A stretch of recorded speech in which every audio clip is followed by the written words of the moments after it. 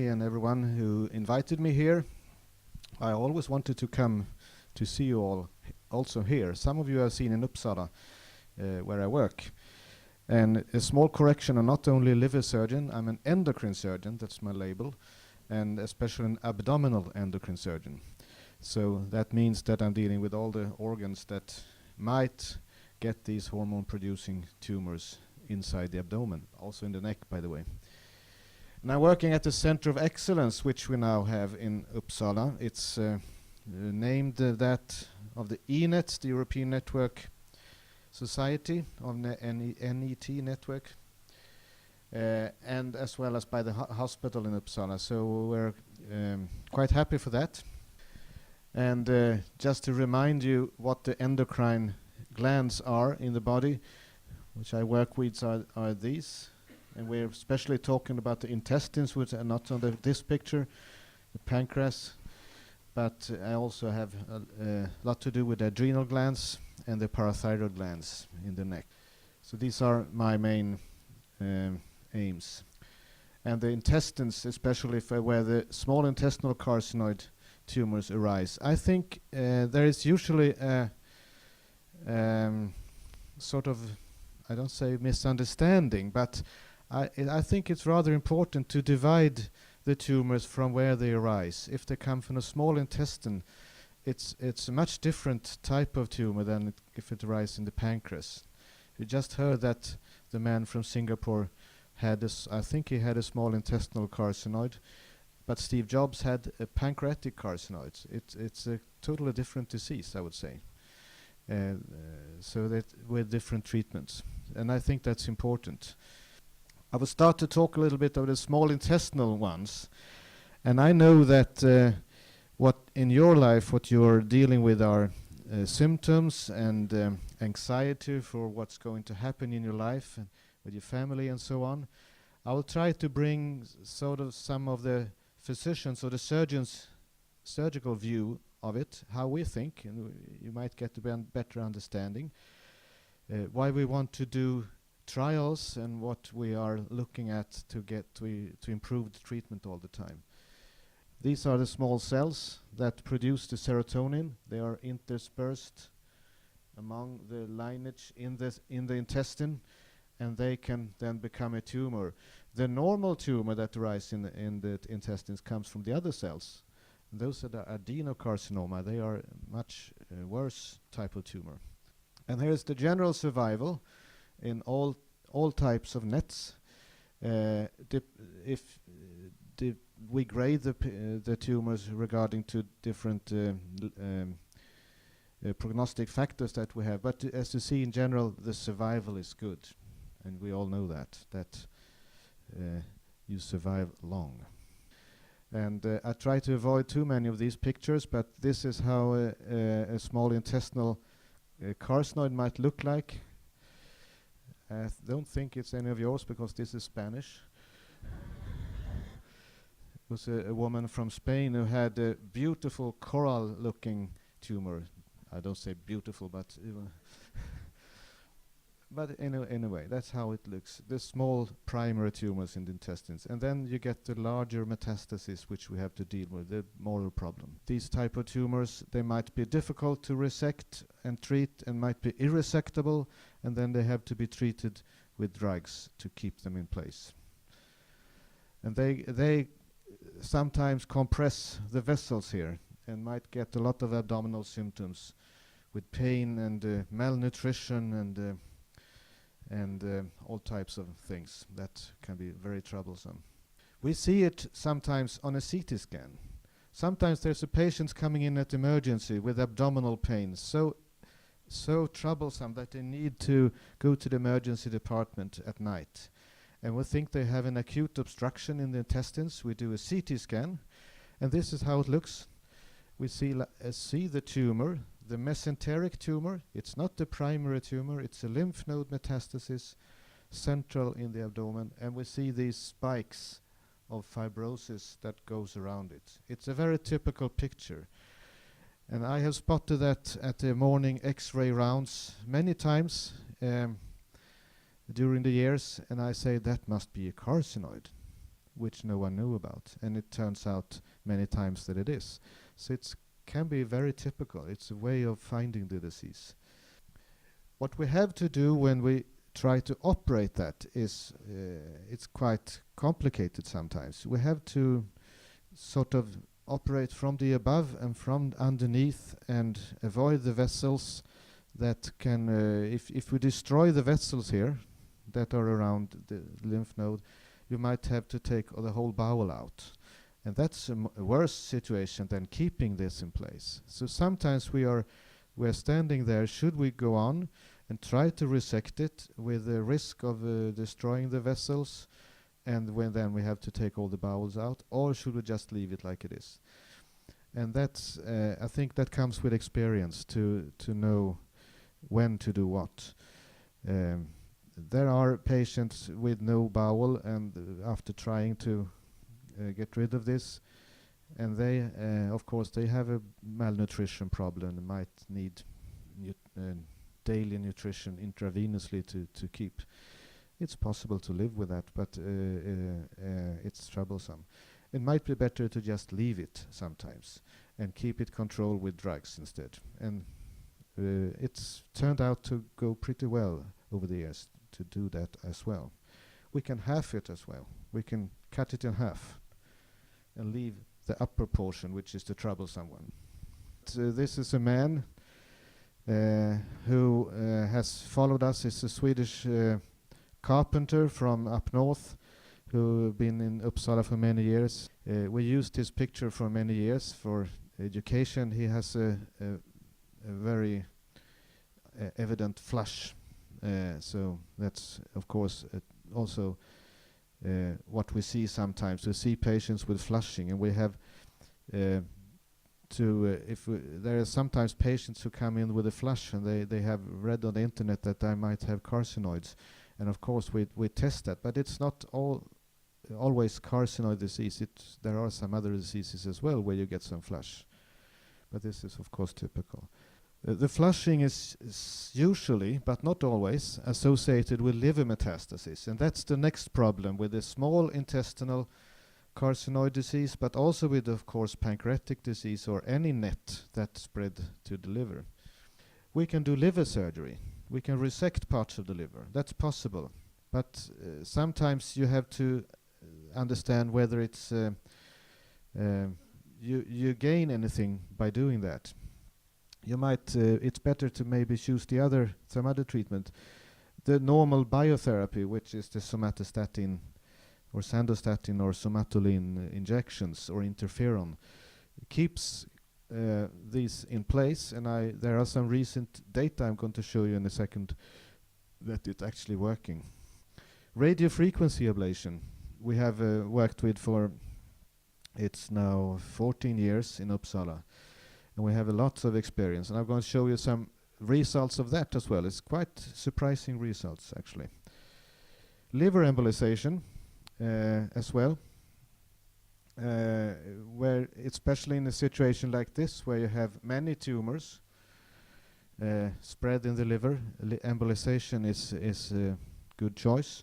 Or the PRT, the lutetium labeled somatostatin analog treatment. You get an internal irradiation. Also when you have many small tumors or larger ones spread. And at the end, liver transplantation. We also have some recent data about liver transplantation going to talk about at the end. Generally, if there's a patient with his NET or her NET originating in the small intestine, we first have to find out whether there is a cardiac heart disease present. It's very, very important. And if so, and if it has to be treated by surgery, the cardiac surgery has to be the first to be done. Of course, otherwise the rest will be impossible. And that's usually a valve replacement on the right side of the heart. Why so? Because these patients then usually have liver metastasis, which also produce serotonin and other peptides that are drained from the liver. It goes directly out in the circulation, directly into the right side of the heart. It's just 3 centimeters from the liver. Very high doses comes into the heart. These peptides or serotonin, they induce a fibrosis. We know that. And since there are very high concentrations of them in the right side of the heart, the valves there will be fibrotic after a while, and that causes the cardiac heart disease. It's the same situation that gives these spikes we saw on the CT scan in the abdomen. It's also fibrosis because of the serotonin induces the fibrosis. And if we can find a way to reduce the fibrosis, a drug that could stop the fibrosis, we can help a lot of patients, I think, from complications. Not from curing the disease, but from complications. We're not there yet. After the cardiac surgery, we go for the intestinal surgery to avoid obstruction, to improve the blood circulation to the intestines, and then to improve the nutritional uptake. Because this bowel is not working properly, it's not moving, the peristalsis is disturbed, and we need to improve the nutrition uptake by surgery. And one way is to do all that is not only to go for the intestine but also for the livers. We're back in the liver, and these are the needles that we use for radio frequency. Look like a parachute here. The parachute is within the needle when we puncture the skin and goes into the liver, and then you opens the parachute while in the tumor, and you apply the high radio frequency to that and burns the tumor. It will become 80-90 degrees, and takes about 15 minutes to treat one lesion. The good thing about this is that around the lesion we have the blood circulation, which is 37 degrees. It cools down the heat. So it's nothing, the vessels, they are protected by the blood in them themselves. They don't get ruptured and they start to bleed. It's sort of an internal control system. So it's functioned quite well.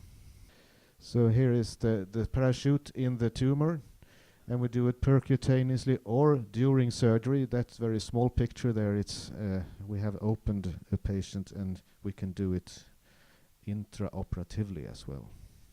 The recent alternative is microwave, which is replacing the radio frequency more and more. It's faster. It goes in 10 minutes or something like that. It's easier in many ways. It's also heat, but it's also sort of disruption of cells. We cannot treat as large tumors as radio frequency can, but it's maybe a little bit more efficient on the smaller ones. So that's an alternative technique. And the next one is the newest technique. If you see on this picture that this man has several needles introduced here, and that's electroporation. That's direct current instead of alternating current, as the first ones was. This is direct current, which is one needle. There is a spike of current going through the tumor to the other needle and out in a burst. It has to be synced with the echocardiogram. So if you hit that, you get a spike of electrical current in the wrong situation, you might cause an fibrillation in the heart. That's of course not very smart. So you have to, it's a machine that sync the whole thing with the echocardiogram, and then it spikes like this for a while. And what's happening? The cells are opening, the cell membranes are opening, and then they die because all the fluids inside the cell is running out and the cells die. But the vessels survive, and the bile ducts survive, for instance. Also very fascinating that works. This is, we are now working with this. This is more complicated to do, but this is the newest technique. So we looked at our radio frequency data. And we, of course, we have a lot of patients. We have we selected, in a way, this is only patients with small intestinal carcinoid or midgut carcinoids.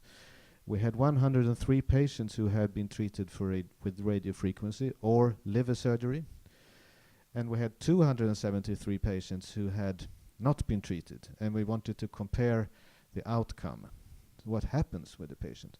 However, we noticed that we are actually comparing apples and pears. They are not similar patient group. They have a similar disease. And this is a general problem when you read publications and articles, that the ones who are presenting it, they are comparing different groups. For instance, this group was 65 years of age in average, and this 60 years of age. But there are numbers of other differences. So we had to do something with this. All these variables, age, what type of tumor, what's the Ki-67 index, was it metastasis everywhere, other diseases, cardiac heart disease or not, what's the hormone levels, what type of treatment, all these were scored.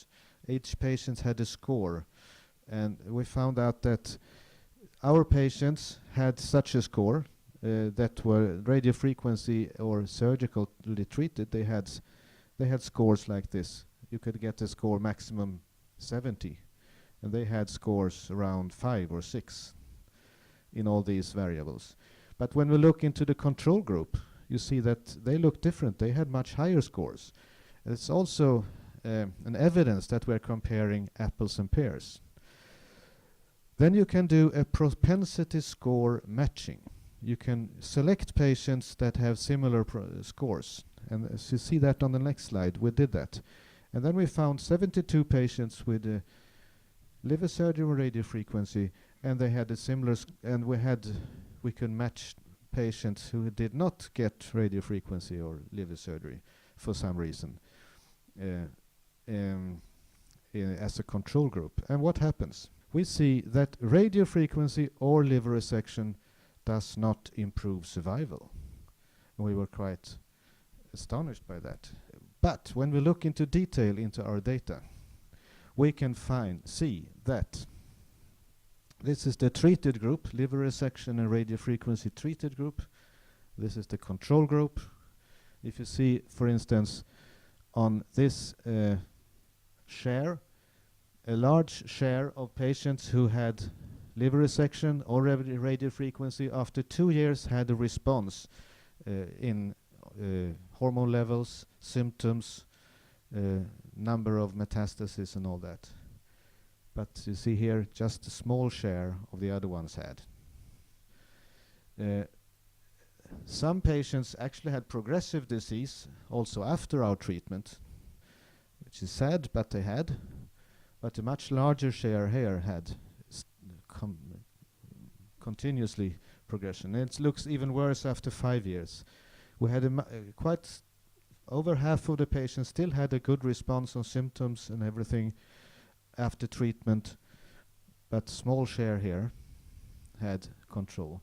So that tells us that we have been looked at survival, and we thought that radiofrequency and liver surgery themselves are good for surviving longer, but it's not good for surviving long. It's good for getting a better life quality. And during the years that you survive, you feel better and you can continue working or whatever you do. The survival is not due to radiofrequency. That's due to sandostatin and the drugs. So we have to sort of sort this out. Then we have a question about the liver surgery.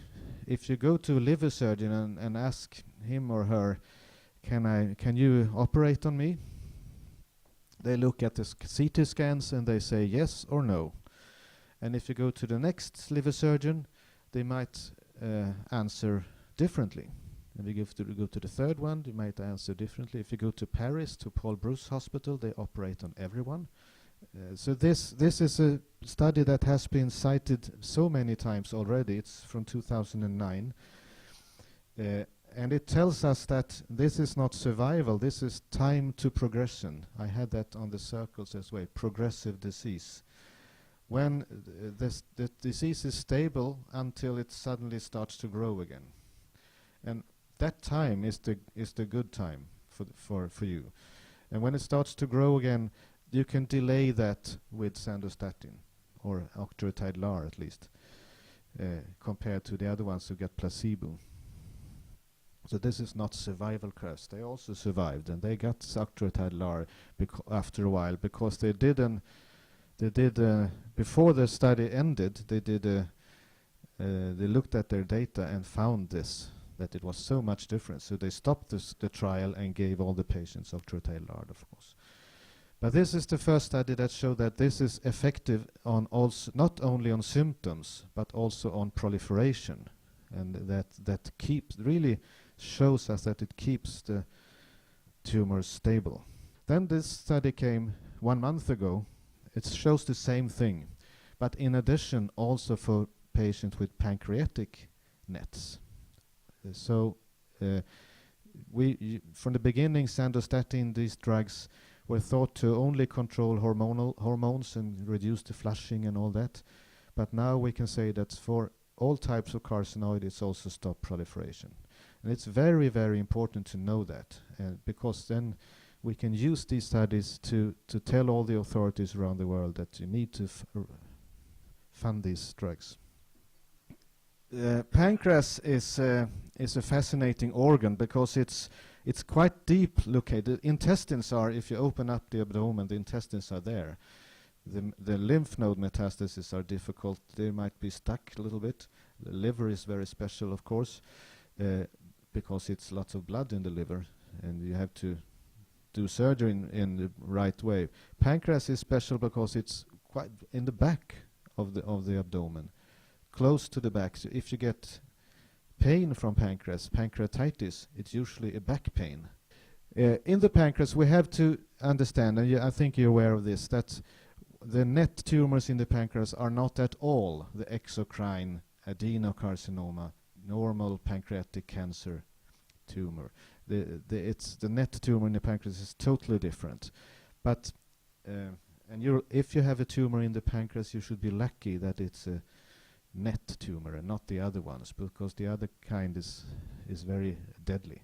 So the endocrine tumors, they produce insulin. That would be an insulinoma or other hormones, glucagon or gastrin or something like that.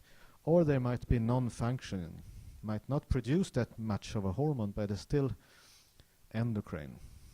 Then we had a special situation of MEN1, and some of you in here have MEN1, multiple endocrine neoplasia, inherited disease, where you get tumors in parathyroid and pituitary and pancreas, PPP. Here's a patient of mine who came to hospital, or his general practitioner, because his wife took him there. She thought that her husband had got Alzheimer's disease, because he was repeatedly confused and was answering strangely. And but after dealing with a little bit, the GP understood that this might be too high of insulin levels and too low of blood glucose. So they noticed that he was much better after eating. Then he became clearer. Then he had been in an unexplained traffic accident shortly after that GP visit. He walked out. It was a red light for pedestrians, and he walked out right in the middle of the street and was hit by a car. Not a badly injured, but still unexplained. Why did he do that? And when he came to the hospital, he had the blood glucose less than 2, so very low levels. Insulin was normal, which is strange, but it shouldn't have been normal. It should have also been very low, because it should have been shut off in that situation. So we understood that this must be an insulin-producing tumor. There are basically no other, unless you have diabetes and have injected yourself with too much insulin.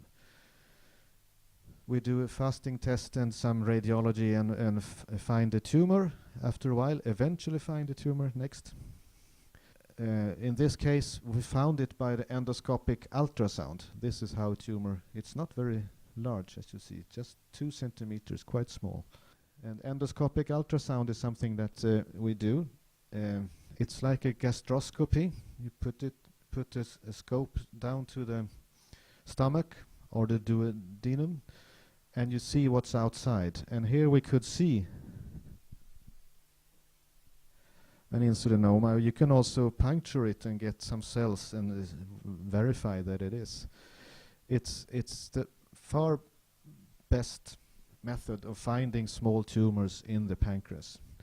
Much better than CT scan or regular ultrasound or magnetic resonance or PET camera or whatever. Endoscopic ultrasound. And we do that. So the hormonal syndromes in general, we have the insulin producing with the insulinoma. That's important to treat quite efficiently, and usually surgery is the way to treat it. There are some drugs now that can raise or lower the insulin levels and raise the glucose levels. Afinitor, for instance, which has been found to do that. You have the other types of hormones that give various types of special syndromes, and gastrinoma is probably the most common ones, where you have a gastric ulcer and problems with bleeding in the stomach and so on. And the thing is, you can walk around with these tumors for many years before they are found. And all of these have also risk for metastasis. Not so much for insulinoma, that's a more benign disease. The gastrinomas are in this area, so when we do surgery here, we sometimes have to open the duodenum here to find it. What we know that the patient has gastrinoma just from the symptoms, from blood levels, high gastrin, but it might be difficult to see also an endoscopic ultrasound, especially in the intestine here. If it's in the pancreas, it's okay. You can probably see it. So when we operate on such a patient, we open up the intestine as well and see. Then you might find a 4 millimeter tumor that produces a lot of gastrin and cause problems. But they can still metastasize that tumor if you don't get rid of it. So it's quite important to treat it properly. And then when we open the duodenum, we put the finger and really inside and invert it, and so to look at these tiny small nodules that might be there, and of course resect them. You see the small one here, and in the microscope you see the tumor with the gastrin, a lot of gastrin in it. Of course, pancreatic surgery sometimes we have larger tumors that we need to resect. The spleen is situated at the end of the pancreas. We have to take that out. You can live without the spleen, no problems. To do that, you get vaccination afterwards against what the spleen is normally protecting you against, and you end up with a shorter pancreas. But that does not give you diabetes normally, unless you have a tendency for diabetes type 2, the older diabetes. This is another type of operation where we find a tumor by ultrasound. We have seen it on endoscopic ultrasound. We do ultrasound in the operating room, see it again. We enucleate it like with a with a spoon or the small scissors like that. That's of course you save pancreas. You don't need to take out that much pancreas. It's a little bit more complication though with that, because you see the duct here. There is a pancreatic duct that produces all the enzymes that are released into the intestines after eating to digest the food. If there is a hole here in after a surgery, the enzymes will leak of course, here, out in the abdomen, and that is a post-operative complication that is known to be present after pancreatic surgery. Usually heals itself after a while, but it can be troublesome. And there's a little bit more of that after enucleation rather than a normal resection. And we can do it laparoscopically sometimes. It's not always possible. You need to be very talented in laparoscopic surgery, and there are centers who are very talented in laparoscopic surgery, do laparoscopic pancreatic surgery. We do some of it, not that very much, but some in selected patients where the tumors are in a good spot, so to say. Another case. This was a man who went to another hospital than Uppsala, and the doctor there said, "You have pancreatic cancer, you have 6 months to live. Prepare for your family that everything, that you will die soon." He was an architect, he was working, and well, he felt quite okay.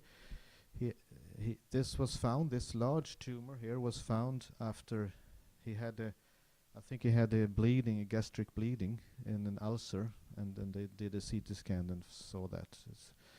But after 6 months, he still worked, was quite fine. After 1 year, he was still working, he was fine. So he understood that there must be something wrong here. So he came to us, and of course, we also understood that the first diagnosis was wrong. He had a net non-functioning one, was very large, but it grew into the adjacent organ, and we had to do quite large surgery. But he survived, still alive. This was 2004 or 5, so 10 years ago. Now he is retired. He has got liver metastasis, which had been treated by lutetium and radiofrequency, but he's still alive and is well. So he had 6 months from the beginning, now it's 10 years later.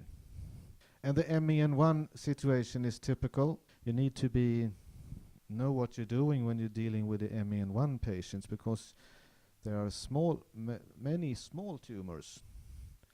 They are usually benign, and it's not necessarily so that you have to take them all out. To take all these out, you have to take the whole pancreas out, and you get a severe diabetes.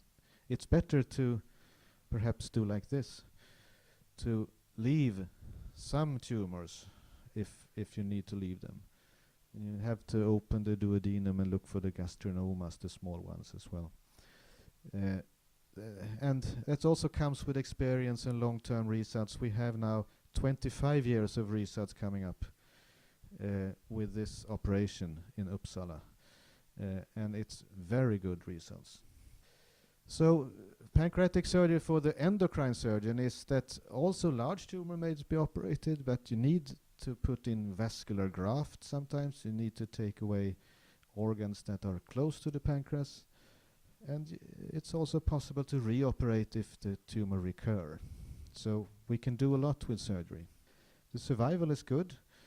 It may be curative, like in insulinoma case or glucagonoma. Might be curative. Yes, it's rare, but very recently, with all the good CT scans that we have, we see that we find them more and more, and it's evident that many citizens out there are walking around with small pancreatic nets that we didn't know of before. What to do with them? And I mean, one is special. And the risks, I already said, the leakage and the diabetes, those are that we have to deal with.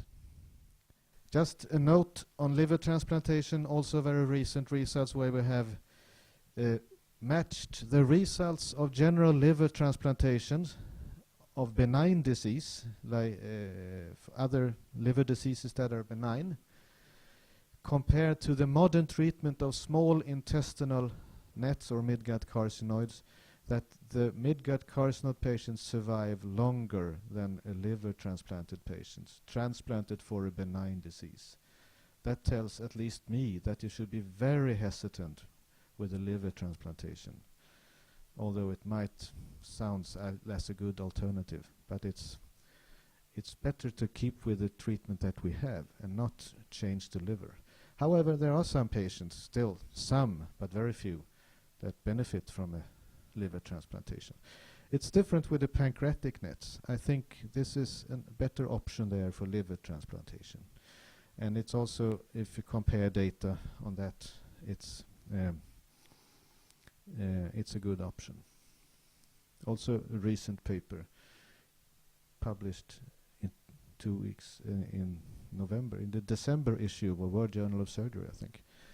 Finally, a patient just downstaging a fascinating case, another case.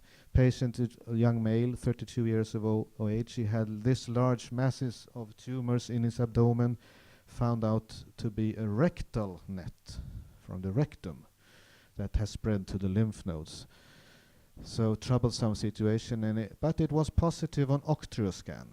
So that means that it can be treated with lutetium. In September 2008, we started with a stoma operation on him, and at that situation he looked like this. He had tumor all over his abdomen. This is the octreoscan picture. Then we treated him with lutetium, much higher doses than what has been allowed before. Normally you get 4 rounds of lutetium. He had 8 rounds. But he had good kidneys and was young and so on, so it was possible. October 2010, you see how much is left.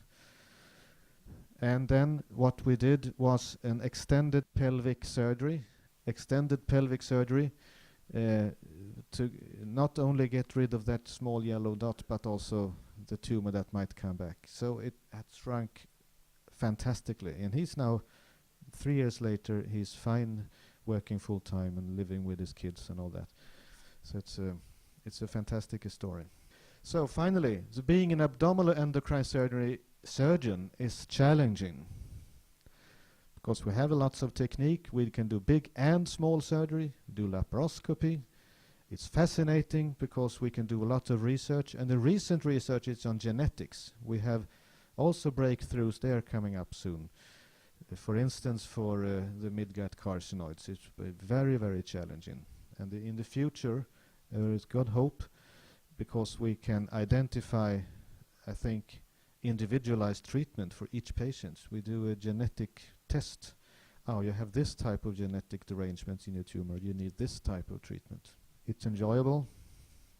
It's a sort of a family of fellow physicians and patients, which you keep meeting, and it's very not only for the patient but also for the doctor. It's very good to see that the patients survive and stay there. So that's rewarding and it's fun. Thank you.